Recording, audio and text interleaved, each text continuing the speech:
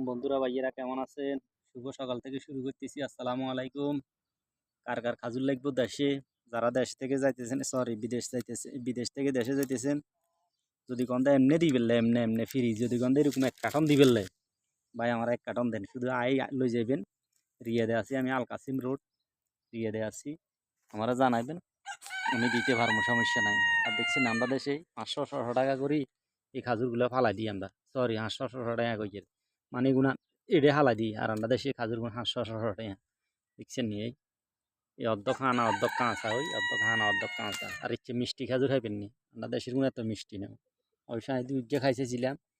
আমরা দেশের পানি আর এদের পানি বেশ কম আছে, ওই কারণে বুঝছেন নি? এগুলো হয়েছে ঠিক আছে। যেমন মনে করেন আমরা দেশের আকাশি গাছ কেলা গাছ জ্ঞানী যদি এডে লাগান হেচ্ছে হইতো না।